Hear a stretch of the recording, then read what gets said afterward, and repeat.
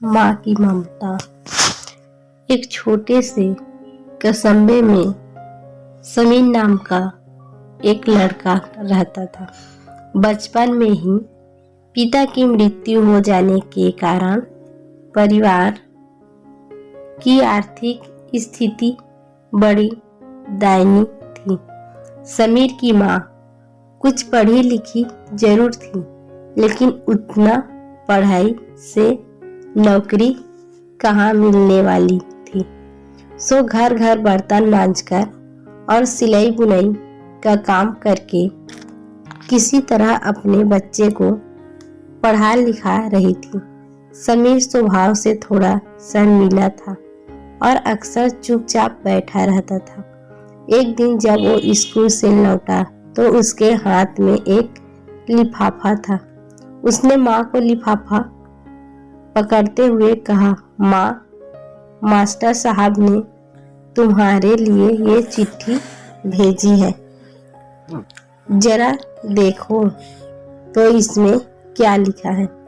माँ ने मन ही मन चिट्ठी पढ़ी और मुस्कुराकर बोली, बेटा, इसमें लिखा है कि आपका बेटा काफी होशियार है।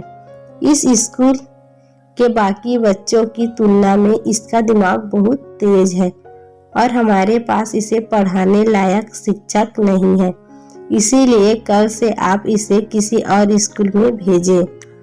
यह बात सुनकर समीर को स्कूल न जा सकने का दुख तो हुआ, पर साथ ही उसका मन आत्मविश्वास से भर गया कि वो कुछ खास है और उसकी बुद्धि तीव्र है। माँ ने उसका दाखिला एक अन्य स्कूल में करा दिया। समय बीतने लगा। समीर ने खूब मेहनत से पढ़ाई की। आगे चलकर उसने सिविल सर्विसेज परीक्षा में पास की और आईएएस ऑफिसर बन गया। समीर की माँ अब बूढ़ी हो चुकी थी और कई दिनों से बीमार भी चल रही थी और एक दिन अचानक उनकी मृत्यु हो गई। समीर के लिए ये बहुत बड़ा आघात था। वह बिलख बिलख कर रो पड़ा। उसे समझ नहीं आ रहा था कि अब अपनी माँ के बिना वो कैसे जिएगा। रोते रोते ही उसने माँ की पुरानी अलमारी खोली और हाथ में उनकी माला, चश्मा और अन्य वस्तुएं लेकर चुनने लगा। उस अलमारी में समीर के पुराने खिलौने और बचपन के कपड़े तक संभाल कर रखे हुए थे। समीर एक एक कर सारी चीजें निकालने लगा और तभी उसकी नजर एक पुरानी चिट्ठी पर पड़ी।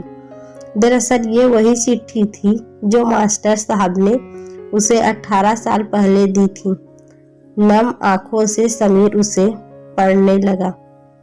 आदरणीय अभिभावक, आपको बताते हुए हमें अफसोस हो रहा है कि आपका बेटा समीर पढ़ाई में बेहद कमजोर है और खेल कूद में भी भाग नहीं लेता है।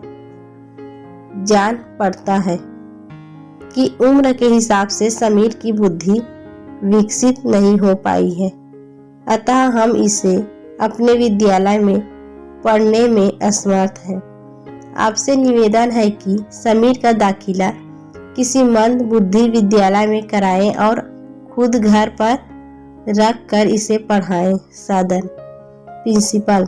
समीर जानता था कि भले अब उसकी माँ इस दुनिया में नहीं रही, पर वे जहाँ भी रहे उनकी ममता, उनका आशीर्वाद सदा उस पर बना रहेगा।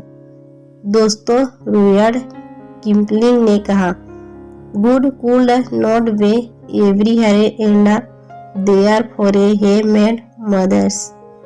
भगवान सभी जगह नहीं हो सकते, इसीलिए उसने माएँ बनाई। माँ से बढ़कर त्याग और तपस्या की मुराद भला और कौन हो सकता है। हम पढ़ लिख के बड़े होकर कुछ बन जाए, इसके लिए वो चुपचाप ना जाने कितनी कुर्बानियाँ देती है। अपनी जरूरतें मार कर हमारे शौक पूरा करती है। यहाँ तक कि संतान बुरा व्यवहार करे तो भी माँ उसका भला ही सोचती है। सचमुच माँ जैसा कोई नहीं हो सकता है।